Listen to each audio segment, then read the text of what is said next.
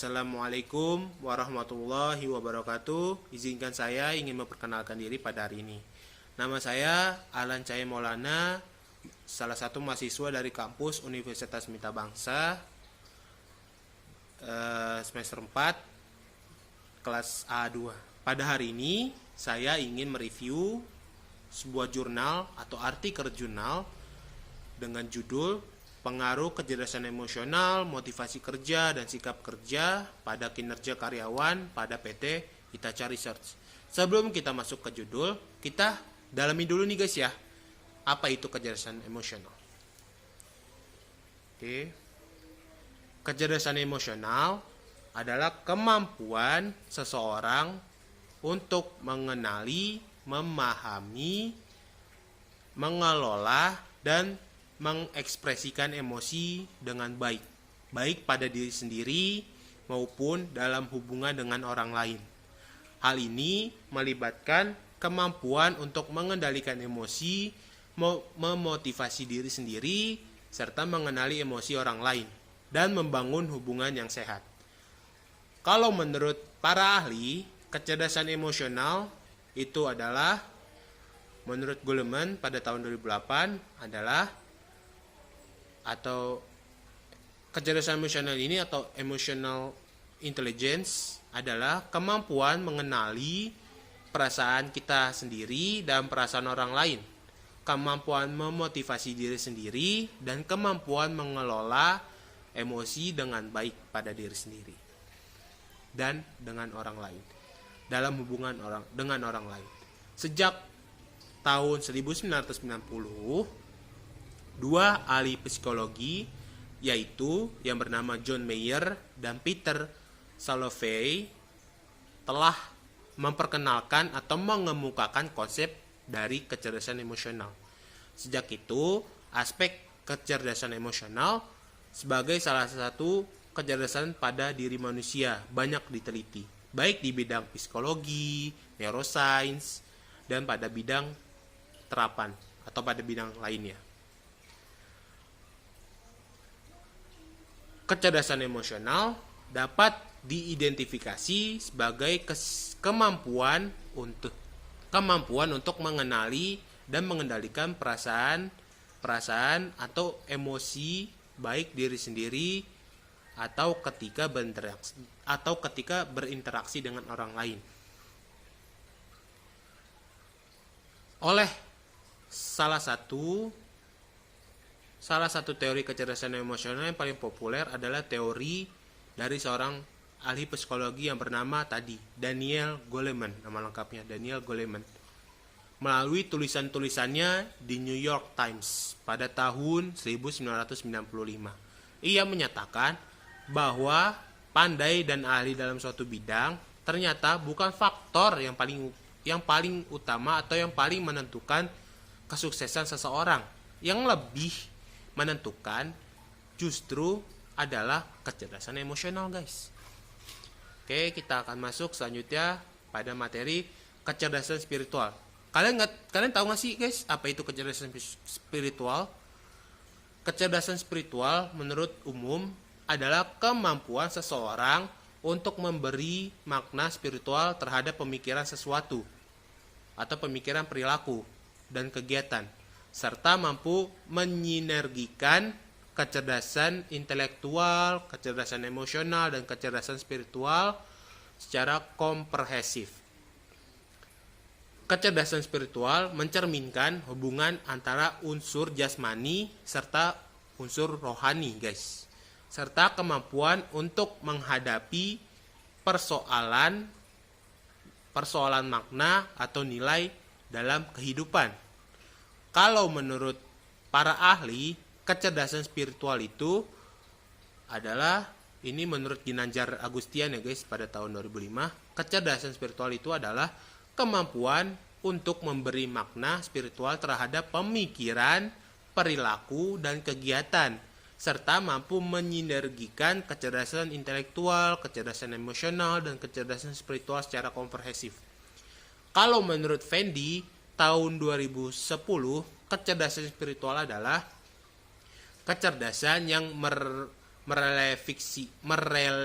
merefleksikan antara unsur jasmani dan rohani. Sedangkan menurut Zohar dan Marshall pada tahun 2002 dalam kutipan jurnal Leali pada tahun 2010, kecerdasan spiritual adalah kecerdasan untuk menghadapi persoalan makna atau value, yaitu kecerdasan untuk menempatkan perilaku dan hidup kita dalam konteks makna yang lebih luas dan kaya.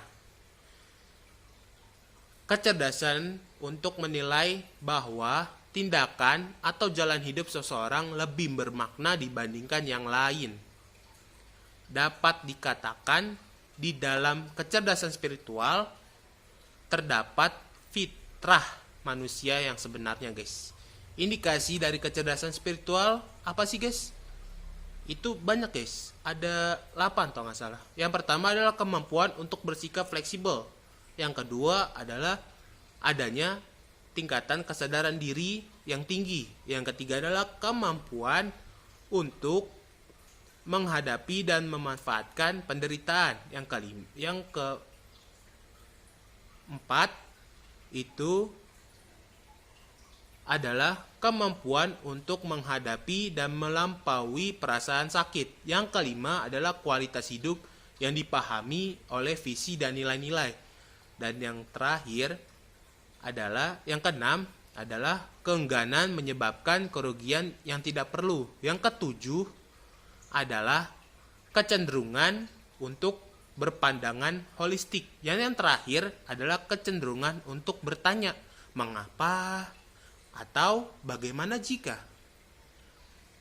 dan berupaya untuk mencari jawaban-jawaban yang mendasar dan kemandirian dalam berpikir. Al-Quranul Karim sudah mengajarkan untuk berpikir dan belajar. Keingintahuan menjadi sangat penting dalam hidup, dan hal ini baru dapat terwujud jika kita mampu selalu berpikir. Oke guys, kita masuk ke materi selanjutnya, yaitu adalah kecerdasan intelektual. Apa sih guys kecerdasan intelektual itu? Kecerdasan intelektual menurut umum adalah kemampuan yang dibutuhkan untuk melakukan aktivitas mental seperti berpikir, menalar, memecahkan masalah. Itulah termasuk kecerdasan intelektual. Kecerdasan intelektual melibatkan kemampuan kognitif secara global yang memungkinkan individu untuk bertindak secara terarah, berpikir, bermakna, dan memecahkan masalah. Itu merupakan pengertian secara umum. Oke, kalau pengertian secara para ahli itu gimana sih? Oke, saya akan jelaskan. Pengertian tentang kecerdasan intelektual menurut para ahli, yang pertama adalah menurut Robbins dan juga Judge tahun 2008 mengatakan bahwa kecerdasan intelektual adalah kemampuan yang dibutuhkan untuk melakukan berbagai aktivitas mental. Contohnya berpikir, bernalar, dan memecahkan masalah. Serta menurut Fendi tahun 2010, kecerdasan intelektual adalah kecerdasan berpikir dan akal cemerlang yang mengelola otak kanan dan otak kiri secara seimbang.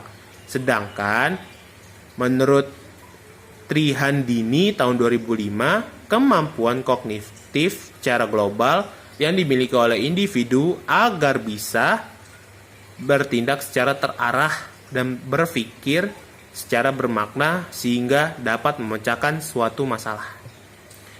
Kalau menurut Serebrakov dan Langer tahun 1999 di dalam jurnalnya Leili tahun 2010 menjelaskan kecerdasan intelektual sebagai berikut. Yang pertama, yang berhubungan dengan keterampilan penggunaan anggota badan yang terkoordinasi minat seseorang seperti mempunyai dan memiliki. Dan yang kedua, lingkup minat yang luas. Pengamatan yang tajam mampu mengingat dengan cepat, berimajinasi, serta mempunyai berbagai hobi dan keterampilan mekanis. Contohnya itu adalah mekanik, atlet, dan membuat desain. Contohnya desain baju ini guys ya. Oke, yang terakhir menurut Pak Yaman J. Simanjuntak, pengertian kompetensi kecerdasan intelektual itu apa ya guys? Yaitu yang berhubungan dengan suatu dorongan untuk menciptakan, menemukan yang baru atau disebut inovasi. Seperti melukis, menggambar, menciptakan musik, berinisiatif terhadap pekerjaan yang dikerjakan, serta respon terhadap ide-ide baru. Memanfaatkan sesuatu yang efektif, tidak mau tergantung dengan orang lain. Itu pengertiannya guys. Oke, kita masuk ke tema utama, yaitu pengaruh kecerdasan emosional, motivasi kerja, dan sikap kerja terhadap kinerja karyawan pada PT Hitachi Research. Seperti yang saya sudah jelaskan tadi tentang 3 kecerdasan, ini memiliki tujuan tersendiri pada artikel jurnal ini. Yang pertama adalah tujuan dari penelitian artikel jurnal ini adalah untuk mempelajari pengaruh kecerdasan emosional, sikap kerja, motivasi kerja pada karyawan kinerja.